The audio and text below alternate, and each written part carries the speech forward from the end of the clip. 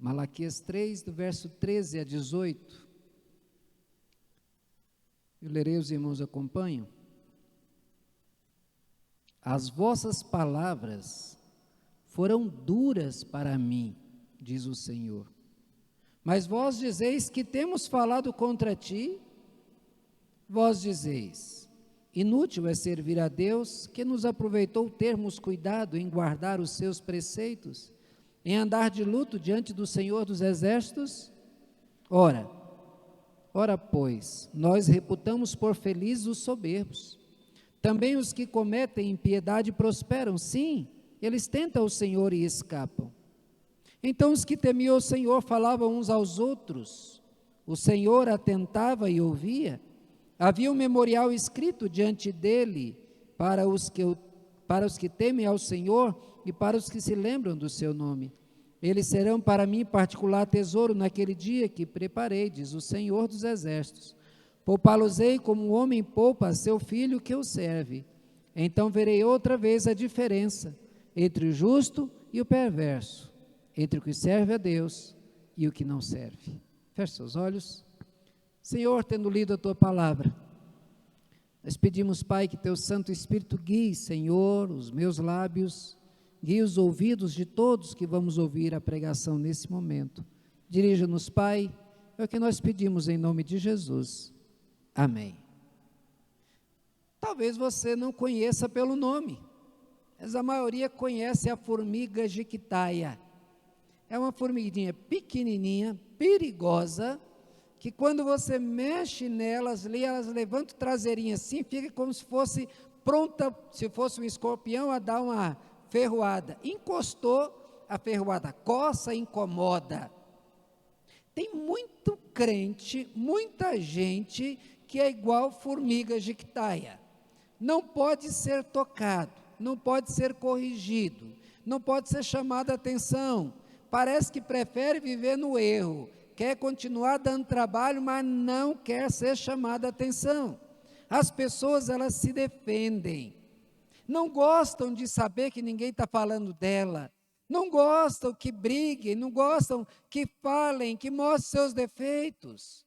Tem muita gente até que processa os ofensores, cobram direitos de perdas e danos, mas na hora de falar do outro, tem a língua solta, não se importa em falar, não se importa em ferir, não se importa em machucar, maltratam os outros, não se importam com isso. Os sentimentos pessoais, esses são defendidos, mas os sentimentos dos outros não têm muita importância. O pior é que até em relação a Deus as coisas também são assim. Quando se trata das coisas sagradas, eles cobram, exigem, determinam, mas para obedecer nada. Fazem o que vem à mente, não dão a mínima importância aos mandamentos divinos, não dão a mínima importância ao que Deus sente, até falam sobre ele, e falam muitas vezes o que não deve. É interessante que a Bíblia nos apresenta que Deus, ele se alegra, Deus se entristece, Deus tem ciúme de nós, Deus tem sentimentos. E vejam, meus irmãos, que o verso 13 diz: as vossas palavras foram duras para mim, diz o Senhor, mas vós dizeis, que temos falado contra ti? Meus irmãos, olhando para esse texto, nós vimos que Deus, ele se fere com as nossas palavras.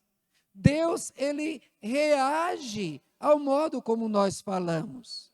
Mas então a preocupação que nós devemos ter, e que é o alvo da nossa mensagem de hoje, é o modo como ofendemos a Deus. Como que nós devemos agir e qual o cuidado que devemos ter para não ofender a Deus com as nossas palavras. Porque pode ser que você, sem pensar, você está falando algo que tem ofendido a Deus. Pode ser que você, sem querer machucar, você tem ferido a santidade de Deus. Vamos ver o que o texto nos apresenta. O que é que Israel estava falando, que estava ofendendo a Deus e que muita gente faz até hoje? Em primeiro lugar, veremos que ofendemos a Deus quando nós temos de Deus uma visão utilitária. O texto diz: vós dizeis, inútil é servir a Deus. Que nos aproveitou termos cuidado em guardar os seus preceitos e andar de luto diante do Senhor dos Exércitos? Útil é aquilo que você faz e você tem um retorno. Você compra um carro porque ele te é útil. Você viaja nele, você volta com ele. Quando o carro não funciona mais, o que você faz? Você se livra dele. Você compra qualquer coisa para usar, porque tem uma utilidade. Mas, meus irmãos, do relacionamento com pessoas não pode ser assim. Pessoas não podem se relacionar umas com as outras por causa da utilidade que tem. Nós nos relacionamos com base no amor, nos relacionamos com base na amizade, no companheirismo, não porque a pessoa é útil ou não. Já vi muito homem dizendo para a mulher e brigando com os filhos, dizendo: eu estou cansado de ser visto como uma carteira ambulante. Só olham para mim para pedir dinheiro, que a pessoa não quer se sentir o objeto. Muitas vezes mulheres reclamam que estão cansadas de fazerem tudo em casa. Eu quero sair de casa, eu quero ver como é que vocês vão viver sem mim. Porque a mulher está sentindo que ela está sendo tratada apenas porque ela é útil. E ninguém olha para ela como pessoa. Irmãos, o capitalismo afeta a vida da gente. Porque no capitalismo, a sua concepção é de ganho. Tudo que se faz é para ter um retorno. Se não tiver um retorno financeiro, não presta. Investe em outra coisa, faz outra coisa. Olha, nós pecamos dos relacionamentos quando aplicamos esse princípio. O casal não pode ter uma visão utilitária. Ele não pode dizer: eu vou ficar com sua mulher enquanto eu estiver me satisfazendo. Quantos casais que a esposa tem alguma dificuldade e ela fica acamada aí por anos? Conheci um senhor da igreja presbiteriana ali do Recanto, se não me engano, 6 ou 8 anos que a esposa dele ficou de cama e ela teve um câncer e ela sofreu muito. E as pessoas até dizem: mas como é que você aguenta? Ele diz: uai, mas como assim? Se eu estivesse de cama, ela estaria cuidando de mim. Ela não teria me abandonado porque eu fiquei de cama. Por que eu vou deixar de cuidar da minha esposa? Mas a visão utilitária ela perdeu a utilidade para você. Ela não tem mais utilidade como mulher, não tem utilidade como para cuidar da casa, ela perdeu, então não precisa valorizar. Veja, irmãos, que essa visão utilitarista de Deus é apresentada no mesmo modo aqui. Essa visão que prejudica o relacionamento com Deus, porque as pessoas têm dito a mesma coisa: o que me aproveitou ter servido a Deus? É crente que quando acontece um acidente, fica com raiva de Deus e abandona Deus. É crente porque fica doente, a doença não sara, abandona Deus. De que me serviu eu ser fiel a Deus se eu estou com câncer? De que me serviu ser fiel a Deus se Deus permitiu que o meu filho morresse? De que me serviu ser fiel a Deus se eu sofri um acidente? De que me serviu ser fiel a Deus se eu tive meu carro roubado? Veja, meus irmãos, que esta é uma coisa que nós falamos e que nós pensamos e que ofende a Deus. Deus não deve ser servido pela utilidade que ele tem, mas por aquilo que ele é. Muitos acreditam que Deus só lhes é útil se não faltar dinheiro, não faltar felicidade, nem bem-estar, nem saúde, nem prosperidade. Isso é uma ofensa a Deus. Mas é isso que a maioria das igrejas tem pregado, que Deus é apenas um servo que está ali para trazer bênçãos, para curar e para fazer e acontecer. Deus não é adorado por aquilo que ele é. O valor de Deus excede a qualquer bênção ou qualquer bem que podemos ter da sua parte. É certo que Deus abençoa, mas a bênção maior que ele nos deu é a salvação, porque todas as outras elas se perdem. Você pode ter uma saúde de ferro, você um dia vai morrer. Você pode ter muito dinheiro, mas quando você morrer você não vai levar um centavo. Veja, meus irmãos, que o que Deus ele te dá é eterno, é perpétuo. Não pode, nada pode ser comparado com aquilo que ele já deu. Mas mesmo tendo dado a salvação, ele ainda promete abençoar os seus, a cuidar dos seus, a estar conosco. Então não cometamos esse pecado de deixar Deus triste conosco, porque apenas olhamos para ele pela utilidade que ele tem. Tem muita gente que vem à igreja, é frequente, sempre chega na hora, e aí então quer cobrar de Deus pelo serviço prestado.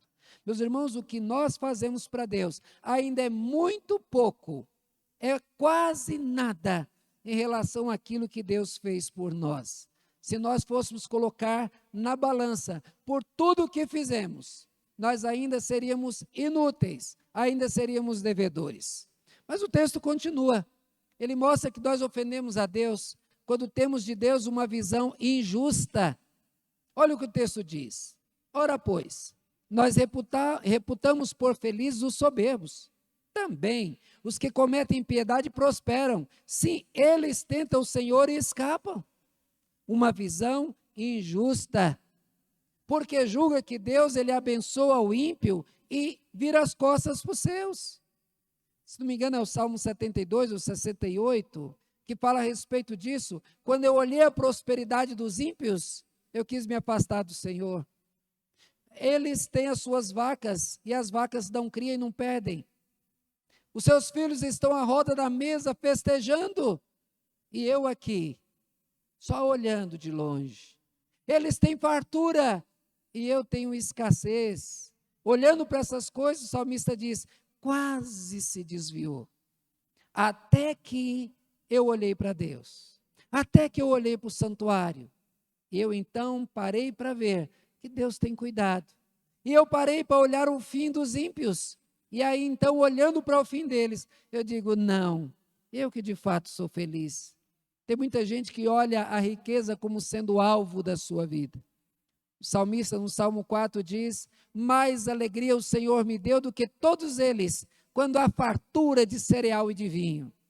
Em paz eu me deito e logo pego no sono, porque só tu, Senhor, me faz repousar seguro. Olha a bênção, eu deito e durmo.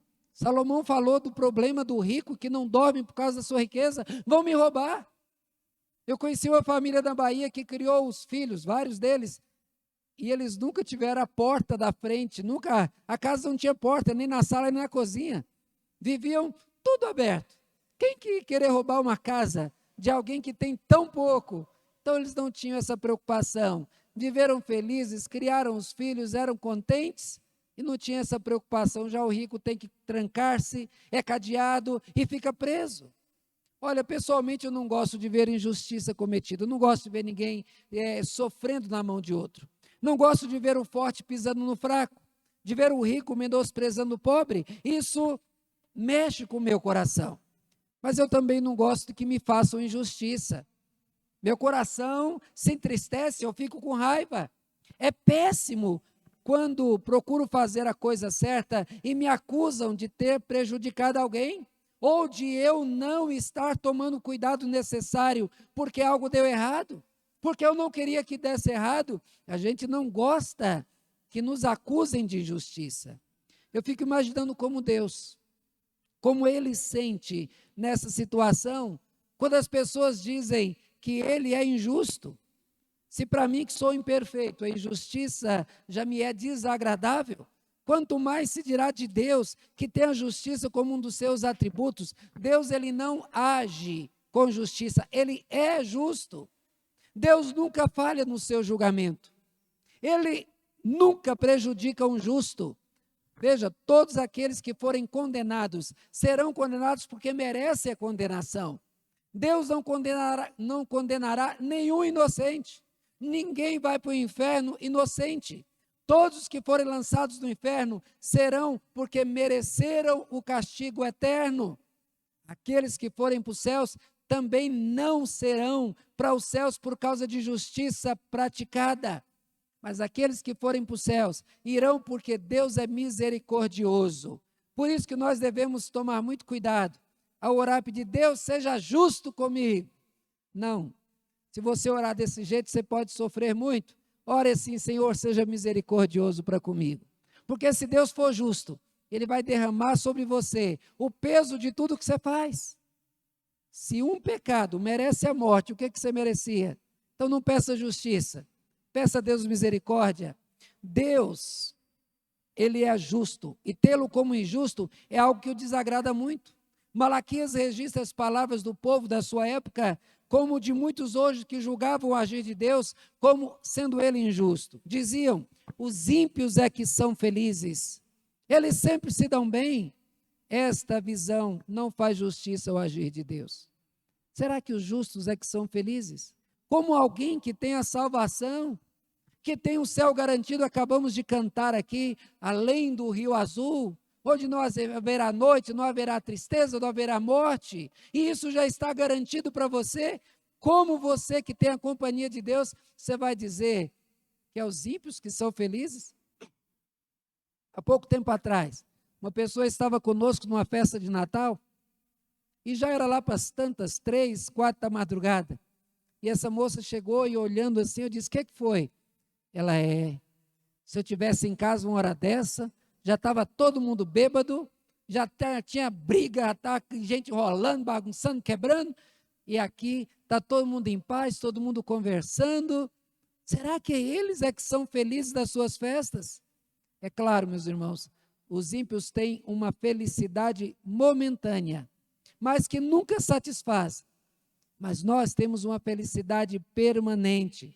Eles estão condenados, eles vivem fazendo mal a si e a outros, eles não têm esperança. Além de tudo isso, eles têm a certeza da condenação, a certeza que serão destruídos, a certeza que vão sofrer eternamente. E você olha para eles e diz que eles que são felizes? Será que você está sendo justo com Deus?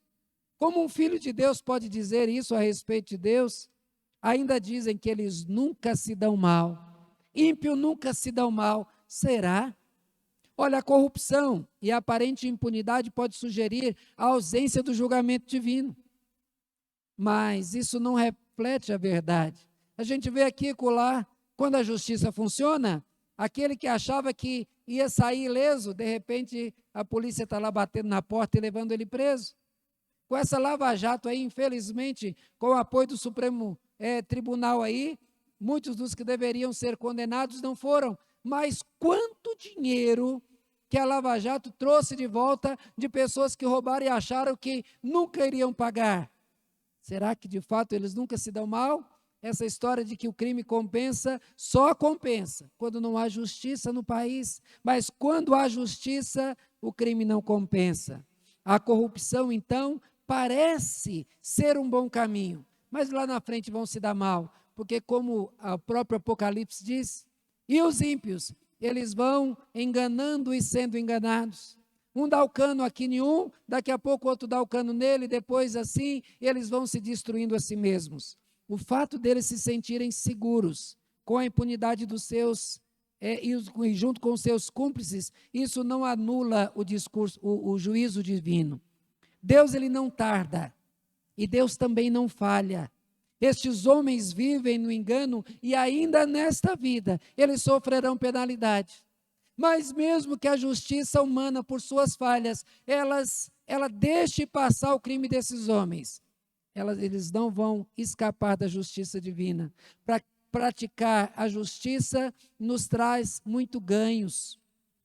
Primeiro deles é a satisfação de Deus. Deus se satisfaz com a tua justiça. Deus se satisfaz quando você procura obedecê-lo. Isaías afirma que Deus tem prazer na nossa fidelidade. Olha, saber que Deus está contente comigo é algo que me alegra o coração. Não existe nada mais satisfatório para o crente do que ter feito a coisa certa. Se não ganhássemos nada mais, o simples fato de agradar a Deus já faria valer a pena a prática da justiça. Não podemos esquecer a nossa consciência limpa, o nosso nome limpo, de poder andar de cabeça erguida, de não ter o nome estampado nos jornais como corrupto. Então Deus, ele não é injusto, ele trata os seus de modo especial, é o que nós veremos agora. Veja só, a seguir o texto diz, então os que temiam ao Senhor falavam uns aos outros, o Senhor atentava e ouvia, havia um memorial escrito diante dele para os que temem ao Senhor, e para os que se lembram do seu nome. Meus irmãos, nós ofendemos a Deus quando nós nos esquecemos de que Deus cuida pessoalmente de nós. Deus, ele chama pelo nome. Ele conhece cada uma de suas ovelhas, como bom pastor, Ele cuida pessoalmente de nós. O justo não é feliz por pensar que pode cobrar de Deus alguma coisa, mas por reconhecer que Deus cuida dele. Deus ama aqueles que o servem. Eles conhecem, eles propagam o cuidado de Deus, e que o texto diz, falavam uns aos outros. O crente tem prazer de dizer que Deus cuida dele, porque é uma realidade. Ele sente isso, ele presencia isso diariamente do cuidado de Deus, e o texto diz, e Deus os ouve. O Senhor atentava e ouvia. O Senhor está atento ao que nós falamos dentro da nossa casa. Uma vez eu e Elisene estávamos em casa, na M Norte, ou na QNL ainda, nós não tínhamos trocado de casa. À noite, eu e ela falamos, vamos tentar ver uma casa para a gente trocar na M Norte, uma casa simples, depois a gente constrói, isso num sábado à noite. E nós oramos, e aí quando foi domingo de manhã, nós não avisamos em jornal, nós não colocamos aviso nenhum em lugar nenhum. Nós tivemos a conversa no sábado à noite, dentro do nosso quarto, e nós oramos. Pela manhã, no domingo, ligou um rapaz. É você que está querendo uma troca de uma casa da QNL para a casa da Minorte? Eu disse, eu quero, mas eu não anunciei isso. Você que também? Então vamos conversar. E hoje é a casa que nós temos. Mas quem é que contou para ele? De onde é que veio o meu telefone? O texto está dizendo que Deus, ele atentava e ouvia. Eu vejo como resposta às orações, porque nada explica uma ligação de alguém que propôs um negócio que eu tinha falado com minha esposa à noite, sem ter comentado com ninguém. E tudo aconteceu perfeitamente, a negociação, e tudo deu certo. O texto diz mais, havia um memorial escrito diante dele para os que temem ao Senhor e para os que se lembram do seu nome. Isaías 62, 6 e 7 retrata essa verdade. Deus, ele quer nos ouvir, ele quer se lembrar de nós. Nesse texto diz que ele colocou um memorial diante dele para não se esquecer de nós. É como colocar alguém para te lembrar. Nós, quando queremos lembrar alguma coisa, colocamos no celular para ele despertar, não é assim? Pois o texto está dizendo que Deus colocou um memorial diante dele para que ele não se esqueça daqueles que os temem. Ele não vai se esquecer. Essa é uma maneira aqui de colocar, dizendo, Deus, ele não quer esquecer de nós. Ressaltar o cuidado divino é algo que agrada a Deus, pois isso faz justiça a Deus. Mas ainda, meus irmãos, o versículo continua ao dizer, e eles serão para mim particular tesouro. Naquele dia que preparei, diz o Senhor dos Exércitos, poupa-los-ei como o homem poupa seu filho que o serve. Veja, nós ofendemos a Deus quando nos esquecemos o tratamento diferenciado que recebemos de Deus. Deus te trata de modo especial e você se esquece disso? A visão utilitária sobre Deus nos impede de ver Deus, o modo especial como Ele nos trata, porque nós só queremos receber. Enquanto o texto apresenta que eles serão para mim particular tesouro. Enquanto o utilitarista espera ganhos da parte de Deus, quer os tesouros da parte de Deus, deixa de perceber que Deus, ele tem você como o tesouro dele. Eles serão o meu tesouro. Olha, o que você quer? O tesouro de Deus ou quer ser o tesouro dele? Eu acho que é melhor ser o tesouro dele. Veja que Deus, ele nos promete ser a herança do Senhor. Não é assim que são os filhos? Nós somos a herança do Senhor. Nós fomos dados ao Filho como herança dele. É muito melhor ser dele do que ter alguma coisa aqui que vai ficar para trás. E aí você acha que esse tratamento não é especial? Quando descobrimos o valor que temos para Deus, o pouco que podemos ter dele nessa vida, perde a importância. Porque o que mais importa é o que nos tornamos para ele. Importa saber como ele nos tratará no dia da sua vingança, onde ele nos tratará como filhos. E o texto encerra, então vereis outra vez a diferença entre o justo e o perverso, entre o que serve a Deus e o que não serve. É bom, meus irmãos, nós meditarmos de como nós temos tratado a Deus. tomar cuidado com aquilo que sai da nossa boca, tomar cuidado com as palavras que falamos e ofendem a nosso Deus. A visão correta sobre Deus nos fará ver a realidade de que existe a diferença de modo especial do tratamento de Deus entre o justo e o ímpio. Vereis outra vez. Já era para termos isso guardado na nossa mente. Então, meus irmãos, está aí a mensagem de hoje, que nos ensina que o nosso falar, o nosso agir, a maneira como nós tratamos e falamos a respeito de Deus, pode honrar a Deus ou pode ofender a Ele. Que nós possamos tomar cuidado para que nós agrademos a Deus e tenhamos prazer em Deus, porque quando a gente fecha os olhos, quando a gente olha de maneira errada para Deus, somos nós que perdemos. E quando nós perdemos, o prejuízo é grande. Que Deus abençoe e guarde essa mensagem no teu coração.